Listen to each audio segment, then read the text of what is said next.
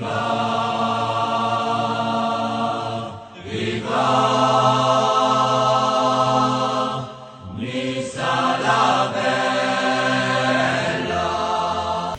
vos amis glissards, on se retrouve pour une nouvelle vidéo et cette fois-ci je suis pas tout seul. Je te l'avais annoncé, une nouvelle chronique allait naître bientôt sur la page, la chaîne YouTube. Et en gros, on va parler de sujets qui traiteront sur l'OGC Nice dans des quartiers de Nice qui sont assez emblématiques. Et on va soulever dans ces vidéos-là des problématiques. Et je te présente la personne qui est avec moi, c'est le Yov.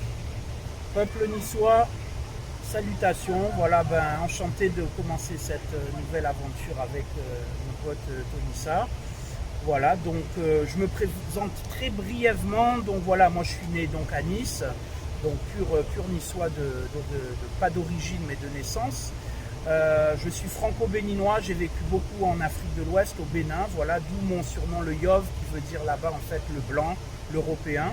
Voilà, donc, et je vis à Nice donc actuellement, et voilà, j'ai été bercé donc dans ce lieu emblématique que va vous présenter Tonissa dans quelques secondes.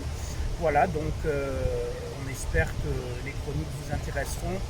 On le dit tout de suite, on n'est pas là pour faire ni buzz ni polémique, on est là pour parler de sujets en fait, de rumeurs, de sujets qui tournent un peu dans la ville, sur les forums, sur les sites de l'OGC Nice, etc. Voilà, donc voilà pour le premier épisode, on va dire. Et voilà, donc du coup pour cette première vidéo, on est parti sur un endroit assez symbolique où était anciennement le Lourail, hein, tout simplement, les anciennes tribunes de la BSN.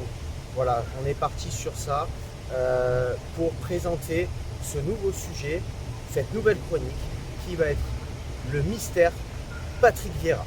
Lourail, tout simplement, ça veut dire la source, le petit filet d'eau, le petit ruisseau. Et c'est un quartier où apparemment avant l'urbanisation, il y avait beaucoup de sources qui tombaient des petites collines environnantes. Voilà, donc ils avaient surnommé ce coin Lourail. Il y a une rue de la Source qui est pas loin. Et pour l'anecdote aussi, on est à peu près, le quartier qui est à côté, le quartier Saint-Sylvestre, donc était une grande forêt à l'époque. Avant l'urbanisation, il y avait quasiment aucune habitation. Donc voilà, quartier très agricole et quartier forestier. Voilà, donc beaucoup de sources, d'où le nom Lourail. Voilà pour on va dire, l'explication du jour. Patrick Vieira a commencé sa carrière à l'AS Cannes en passant par le Milan, Arsenal, la Juve et l'Inter pour finir sa carrière à Manchester City et avoir une grande carrière en équipe de France. Il commença sa carrière d'entraîneur avec les U21 de Manchester pour finir à New York et s'engager avec l'OGC Nice. Donc sujet du jour, tu l'as vu dans le teaser, le mystère Patrick Vieira. Pourquoi le mystère Patrick Vieira? Parce que il est arrivé il y a 2 ans, il a eu beaucoup de problèmes, notamment avec le cas des Chinois, le rachat tardif d'Ineos, le petit conflit qu'il y a pu avoir entre River et Fournier. Et surtout, ce qu'on attend de Patrick Vieira, c'est du changement dans l'identité du jeu niçois. Et comprendre pourquoi il se bute à toujours utiliser le même schéma tactique, à être en douleur et en difficulté dans chaque match. Donc c'est le sujet qu'on va traiter et je laisse introduire le Yov sur le mystère Patrick Vieira. Voilà, donc comme me disait Tonissa, c'est pour nous vraiment, on a employé le mot mystère parce que c'est vrai que y a beaucoup de choses qu'on ne comprend pas, en tout cas dans sa manière de gérer les choses par moment. Et on n'arrive pas des fois à différencier le personnage, on va dire Patrick Vieira, champion du monde, joueur reconnu à l'international à son époque, et donc le Vieira entraîneur qu'on a plus de mal à découvrir. Alors, pour faire un petit historique très rapide, hein, bon, je sais que vous êtes des habitués de l'OGC Nice, donc vous savez un petit peu ce qu'on va vous dire, mais on a parfois l'impression qu'il fait ses dents un peu avec l'OGC Nice, puisque pas d'expérience du haut niveau, pas d'expérience des ligues européennes. Donc voilà, on a l'impression un peu comme Thierry Henry a pu se planter à Monaco, on ne voudrait pas que ça arrive à Nice. Alors après, comme on le disait tout à l'heure entre nous, il a quand même des excuses. Première année, le problème chinois, sino-américain on va dire. Donc là, bon, il arrive dans une équipe qui est complètement, qui ne sait plus où elle va, problèmes à l'intérieur de l'OGC Nice, au niveau des dirigeants, des actionnaires. Voilà. Donc là, problème, il arrive là au milieu. Il arrive avec pleine confiance de Fournier donc, et River, qui se casse au bout de quelques mois après son arrivée. Il se prend d'amitié et de confiance avec donc, le nouveau président qui était Ganaï à l'époque, hein, c'est ça, tu m'arrêtes si je dis des conneries. Voilà, donc, et pour finir, avec finalement la saison qui suit, le retour de River et Fournier avec qui il ne s'entend plus du tout, parce qu'il faut savoir qu'il avait quasiment juré de ne pas rester à l'OGC Nice si River et Fournier revenaient aux affaires. Surtout qu'il avait dans son contrat une clause que si River et Fournier partaient du club, il pouvait démissionner de son poste de manager. Et rompre le contrat, oui. Voilà. Tout à fait. Donc, pour la deuxième année, c'est une deuxième année qui a été un petit peu tronquée d'ailleurs, puisqu'il y a eu le rachat d'Ineos qui est arrivé très tard au début de la saison. Donc, il n'a pas pu choisir les joueurs peut-être qu'il désirait. C'est des joueurs qui sont venus un peu sur le tard, même si ça a été quand même des bonnes pioches, au moins pour Dolberg, on va dire. Les autres peut-être un peu moins, mais surtout Dolberg. Donc bon, il a le bénéfice du doute là-dessus. Mais maintenant, la première saison et la deuxième, on a vu un problème surtout. Il y a deux problèmes, moi je dirais. Un problème dans le jeu et un problème sur certains choix qu'il a pu faire au niveau tactique et au niveau placement des joueurs sur le terrain. Le problème de Patrick Vieira, première saison, il a fait avec ce qu'il a pu, puisque les dirigeants chinois, sino-américains, ne proposaient pas ce que Patrick Vieira recherchait. La deuxième saison, avec un très gros rachat, une saison où on finit 5e avec la chance d'avoir le coronavirus qui nous a aidé à finir à cette place-là. Mais le problème de Vieira, c'est qu'il n'arrive pas à imposer l'identité de jeu qui irait à l'OGC Nice, et surtout ses mauvais choix au niveau des joueurs. Quand je te dis mauvais choix, je pense à Attal, ailier droit, je pense à Malang Sarr à l'époque qui mettait côté gauche, Erel côté gauche, Danilo en défense centrale, beaucoup lié aussi à des problèmes de blessures oui, qui fait qu'il a dû s'adapter. Et aussi au fait que quand Ineos est arrivé, ils n'ont pas pu faire un mercato comme ils ont fait cette année, en début d'année. Voilà. Le problème Patrick Vieira, c'est beaucoup sur ça. Et surtout, le fait qu'il se bute à utiliser son 4-3-3 plat qui n'apporte aucune solution offensive, aucun jeu vers l'avant et où on ne fait sans cesse que reculer vers l'arrière pour pouvoir repartir vers l'avant. Voilà, exactement. C'est vrai que en reparlant des joueurs, bon, le cas le plus emblématique, ça a été, je pense, Malang Sarr, qui avait un avenir assez sûr en défense centrale, qui était un grand espoir du club. Et il a été complètement sacrifié donc, sur le côté gauche. Alors Favre avait commencé à le faire déjà, mais ça n'avait pas marché, il avait arrêté. Ouais. Et là, Vieira, moi, ce que je lui reproche personnellement, en tout cas où je ne suis pas d'accord avec son choix, c'est que il y a des moments où il avait des joueurs de côté. Par exemple, je prends le cas Racine Colli, qui même si ce n'était pas un grand arrière-gauche, les quelques matchs qu'il a fait, je pense qu'il aurait pu s'améliorer. Et ce n'était pas catastrophique non plus tout le temps. Mais il a persisté à mettre Sarr, qui des fois était totalement noyé donc, sur le côté. Et quand le match d'après, il le remettait des fois dans l'axe, il n'avait plus aucun repère dans l'axe avec Dante, avait des relances catastrophiques par moment, et on était en difficulté sur des passes latérales entre Dante, Sarr, voire les arrières gauche et droit. Et on s'est mis en difficulté très souvent. Donc il a vraiment grillé, pour moi le terme c'est qu'il a grillé Malang Sarr, il y a enlevé toute identité de jeu. Et je ne veux pas parler trop vite, mais on va voir qu'il vient de signer à Chelsea. Je pense que s'il s'installe dans l'équipe à Chelsea, on va voir son réel potentiel. Sachant qu'à Chelsea, normalement, il ne devrait pas s'imposer de suite, puisqu'il devrait être prêté de suite. Le seul choix payant qu'on va lui accorder, parce qu'on est là pour être juste aussi, c'est le choix de Danilo. Parce que Danilo, vraiment, il a fait un remplacement en arrière central. Et il a été meilleur que tous ceux qu'on avait vus avant lui au poste, alors que ce n'était pas son poste. Mais on ne l'a jamais réellement vu pendant plusieurs matchs de suite en numéro 6, qui est son vrai poste. Et moi, je trouve que c'est un joueur qui, j'espère qu'ils ne vont pas le vendre, on pourra le voir à ce poste-là, peut-être en remplacement de Schneiderlin cette année. Et on espère que maintenant, avec le choix qu'il a eu de choisir lui-même tous les joueurs qu'il voulait, j'espère qu'il va les faire jouer vraiment à leur poste.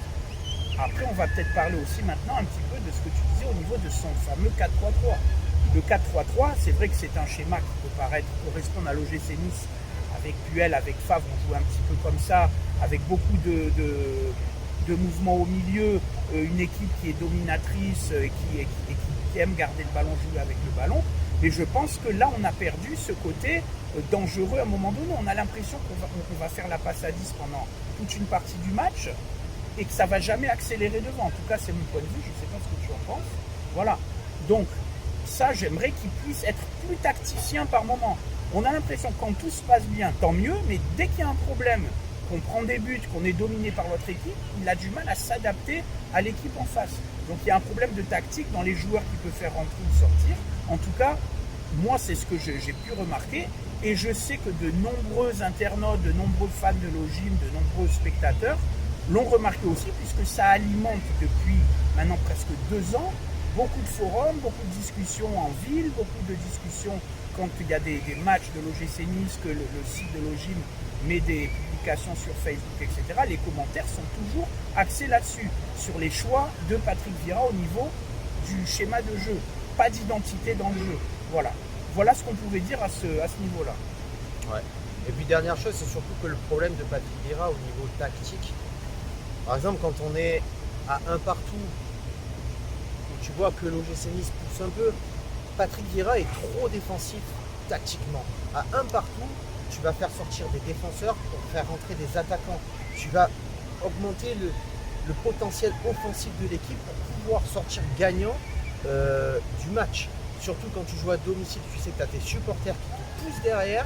Tu ne peux pas reculer, faire sortir un Dolberg en passant avec un seul attaquant pour rajouter un défenseur pour essayer de maintenir par coûte que coûte le match nul et prendre un point à domicile. C'est des choses qui sont plus possibles. Après, Patrick Vieira a eu quand même, on va dire, le point positif ces derniers jours. Patrick Vieira a eu, on va dire, une prise de conscience où il a compris que le 4-3-3 à plat n'était plus envisagé à l'OGC Nice. Il veut mettre un numéro 10 devant qui serait potentiellement Alexis Claude Maurice. Ouais, je pense que c'est le mieux, avec deux milieux défensifs derrière qui seraient Pierre Lesmelou et Schneiderlin. On évolue. Est-ce qu'il utilisera les bons joueurs au bon poste? Après, est-ce que dans le jeu, au niveau quand il y aura des soucis, des problèmes de fond de jeu, est-ce qu'il va faire les bons remplacements? Parce que maintenant, avec 5 remplacements, je pense qu'il y a moyen de faire des bonnes tactiques et de pouvoir voir plus loin dans le match et essayer d'aller chercher une victoire. Est-ce que Patrick Vieira a enfin compris ce que les supporters attendaient? Et la question aussi qui se pose, je pense, c'est est-ce que Vieira doit changer son système de jeu ou est-ce que les joueurs doivent s'adapter au système de jeu de Patrick Vieira? À savoir que quand même Patrick Vieira donc était prévu jusqu'à 2021, juin 2021, sa fin de contrat. Les dirigeants ont souhaité lui donner totale confiance. Et la totale confiance que les dirigeants ont donnée à Patrick Vieira, elle vient de quelle source?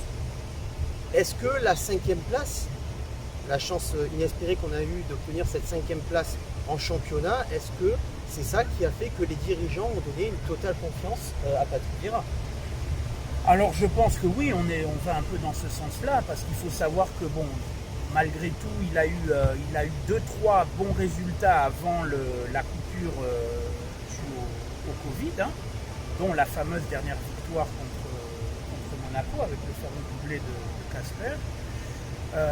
Par contre, il faut que vous sachiez quelque chose, c'est qu'on a longtemps parlé de la chatte à Dédé. Nous, à Nice, maintenant, on a une nouveauté, c'est le minou à Patou.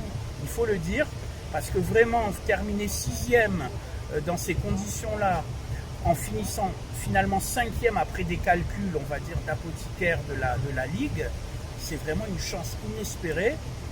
Et si vous ne savez pas quoi faire dimanche prochain, il y a des nouveaux cierges qui sont disponibles à Notre-Dame de Laguet. à l'effigie de notre ami Patou.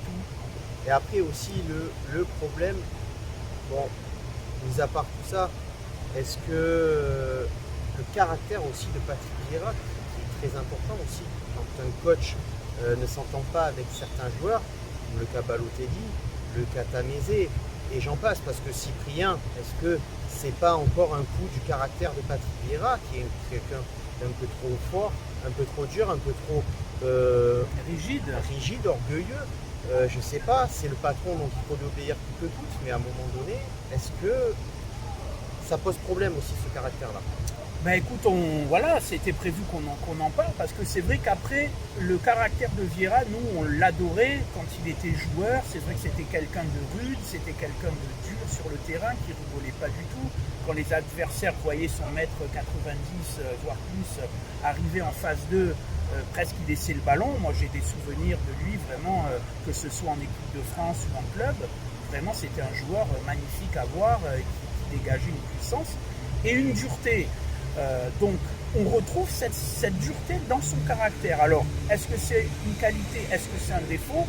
Moi je pense qu'il faut qu'il arrive un petit peu à se tempérer par moment, parce que comme tu le disais, on a eu des cas vraiment dont on peut parler, on se pose des questions. Alors, le fameux cas Balotelli, on va en parler très rapidement. Balotelli, on est très partagé à Nice entre le bien qu'il a pu nous apporter, même si on l'a bien sûr relancé. Ça a été un joueur fantastique qui a fait d'énormes efforts sur son salaire pour venir à l'OGC Nice, qui l'a relancé, donc c'était un échange de bons procédés finalement. La fin de Balotelli, c'est quand même triste que la troisième année se finisse comme ça, après 2 années qui étaient quand même bonnes avec lui, où il a marqué beaucoup de buts, où il a donné du plaisir à beaucoup de supporters, et il se trouve qu'il a eu un problème en troisième année avec Patrick Vieira. Alors il avait déjà eu des problèmes avec Favre, mais Favre avait eu l'intelligence à l'époque. Il faut savoir que Favre ne le voulait pas, hein, l'année où il a entraîné, où il est arrivé à l'OGC Nice. Il a réussi à s'adapter au caractère de Balotelli, sachant que c'était un petit peu le leader de l'attaque de Nice et qu'il avait une personnalité complètement à part. Il s'est adapté à lui, il l'a managé vraiment comme si c'était son enfant. Et c'est ce qu'il faut à Balotelli. Balotelli, c'est quelqu'un, on a pu le voir, il faut être derrière lui sans arrêt, comme on peut être derrière un enfant à qui on doit apprendre ça ou à qui on doit faire une remontrance. Donc, et ça, Balotelli l'adorait, il a dit dans beaucoup d'interviews que vraiment avec Favre, il avait une relation de père à fils quasiment. Et ça, Patrick Vieira n'a pas su forcément l'imposer. Alors, on était content, moi, quand il est arrivé Vieira, j'ai dit, 2 blacks entre eux, ils vont bien se comprendre. Surtout que Vieira a joué en Italie également, Balotelli est italien, ils ont pas mal de points communs et ça peut leur donner une force. Mais je pense qu'on s'est tous plantés parce que Vieira n'a pas su, à un moment donné, essayer de comprendre un peu le caractère de Balotelli, qui même s'il était devenu ingérable, il faut le dire aussi, il aurait pu, je pense, faire un peu plus d'efforts pour, je ne dis pas lui donner un statut particulier, mais essayer d'aller un petit peu plus dans son sens pour certaines choses. Parce que quand on a un joueur d'exception, comme on a pu avoir des Ben Arfa ou un Balotelli, je pense qu'il y a quand même, les entraîneurs font quand même un petit effort pour s'adapter à la personnalité de chacun. On va prendre le cas Tamézé qui est plus récent. Tamézé, de source très sûre, c'était son chouchou au début. La première année qu'il entraînait, il était vraiment très proche de ce joueur. C'était un joueur qui l'utilisait beaucoup. Et on sait que le problème est venu un petit peu de l'hygiène de vie d'Adrien Tamézé en dehors des terrains, qui était quelqu'un qui apparemment, je ne dis pas avait une mauvaise hygiène de vie, mais sortait pas mal, avait peut-être tendance un petit peu à être un peu trop festif après certains matchs, etc. Et ça a excédé Vieira. Je pense ça a excédé Vieira. Et Tamézé était proche de certains joueurs, comme par exemple Moussamba aussi. Ça a été un petit peu la même chose. Moussamba qui a fait de très bonnes prestations quand il est rentré en jeu et qui a disparu par moments, tout comme Tamézé a disparu complètement. Et on sait qu'il y a eu des problèmes en interne avec Vieira. Ça, de source du club, on le sait très bien. Après, ce qu'on peut reprocher aussi à Patrick Vieira, après c'est toujours des reproches qui sont constructifs, c'est pas négatif, mais le fait qu'il n'arrive pas à inculquer aux joueurs cette grinta qu'on a tant eu à l'OGC Nice dans les années passées. Tu penses à Cyril Roll, tu penses à Darius Vitanic, Renato Sivelli, des joueurs comme ça. Alors peut-être toi qui es plus jeune, tu connais peut-être pas ces joueurs, mais des Poussin Mélin par exemple. Oui, il y en a pas mal. Il y en a eu Roll, tu l'as dit, des Abardonado, des Cobos, des Chouafni. C'est des joueurs qui laissaient laisser, Leur comme trip disait sur le Mbappé, terrain. leur corps sur le terrain. Voilà, c'est ces joueurs qu'on a un peu encore actuellement à l'OGC Nice. Mais c'est à Patrick Vieira de transmettre ça. Et il sait le faire. Il sait le faire et surtout, c'est un joueur qui avait la grinta. Champion du monde, champion d'Europe, un palmarès de fou avec l'Italie, l'Angleterre. C'est un garçon qui peut transmettre ça parce qu'il sait comment l'avoir, comment la transmettre. Tout à fait. Les derniers joueurs, bon, peut-être il y aura d'autres noms à donner. Moi, les derniers joueurs que j'ai vus comme ça à l'OGC Nice, c'était la saison où on avait des joueurs comme Papi Mendy ou Cosiello, qui étaient quand même assez mordants sur le terrain. Mais c'est vrai qu'on a eu tendance à perdre ce genre de joueurs. Alors, je vais parler quand même de Dante parce qu'il inculque quand même une certaine énergie. Mais c'est pas un joueur vraiment à grinta. Il est quand même sur la fin de sa carrière, il faut le dire. Il inculque beaucoup, mais c'est pas lui qui va être comme un pitbull au milieu du terrain, par exemple. Alors, effectivement, comme tu le disais, ça a été un joueur de caractère, Vieira. On espère qu'il va donner ce caractère à certains joueurs. Certains commencent à se dégager un petit peu là-dedans. Moi, j'aime beaucoup Danilo, par exemple. Je pense qu'il a cette fameuse grinta. Et j'ai bien bon espoir sur un petit nouveau. Je crois que tu as le même avis que moi là-dessus. C'est Trouillet. Trouillet, je pense qu'il a l'air assez mordant. Et c'est de ce genre de joueur dont on a besoin, surtout dans notre milieu de terrain qui est, je trouve, assez tendre par moment. Il y a des joueurs talentueux, des joueurs comme le petit Thuram que j'aime bien aussi, qui doit faire ses preuves, qui monte en puissance, mais qui est un petit peu nonchalant par moment, on a cette impression-là, ou qui ne va pas peut-être aller faire le tacle de trop par moment. On a besoin de joueurs comme ça pour que quand les gens viennent, surtout à Nice, jouer, ils sachent qu'il y a des joueurs qui vont laisser leur trip sur le terrain. Pour en revenir à Alexis Trouillet, c'est un garçon qui, quand il rentre sur le terrain, est capable de changer la physionomie du match. C'est un garçon qui arrive à distribuer le jeu vers l'avant, chose que notre milieu de terrain a beaucoup de mal à produire ces derniers temps, en tout cas sur les 2 derniers matchs de championnat, mais on a pu le voir aussi dans les matchs de prépa. Alexis Trouillet peut être, pourquoi pas, le futur numéro 10 de l'OGC Nice. De par sa transmission de balles, il arrive à faire coulisser le jeu. C'est un garçon qui, quand il rentre sur le terrain, il fait du bien. Donc pour finir cette chronique, une question qu'on pourrait poser cette fois-ci pas à Vieira mais un petit peu aux supporters de l'OGC Nice, à savoir ce qu'on veut réellement. Est-ce qu'on veut avoir du beau jeu, quitte à avoir un classement inférieur en fin de saison, ou est-ce qu'on veut avoir un jeu un peu plus rigide, un peu plus solide, un peu moins spectaculaire, comme c'est le cas avec les résultats de Vieira pour l'instant, et avoir un classement qui est un petit peu supérieur avec des victoires 1-0 à l'arraché, ce genre de choses. C'est le grand débat à Nice actuellement. Partout où on le lit, c'est ça, savoir si on va continuer à avoir un jeu sans caractère, sans personnalité, mais avec une rigidité qui fait qu'on a un résultat à la fin, ou si on a un jeu un peu plus chatoyant, quitte à de temps en temps en prendre 2 ou 3 derrière et n'en marquer que 2. Voilà, ce sera le grand défi, on va dire, de Patrick Vieira pour la saison de l'OGC Nice. Et toi, Amit Nissart, qu'est-ce que tu penses? Est-ce que Patrick Vieira est l'entraîneur de l'OGC Nice pour cette saison? Est-ce que c'est l'homme qui peut nous emmener très loin ou est-ce que ça a été un mauvais choix des dirigeants? Est-ce que l'année prochaine, il sera encore de l'aventure OGC Nice avec le projet Ineos? À toi de nous dire dans les commentaires.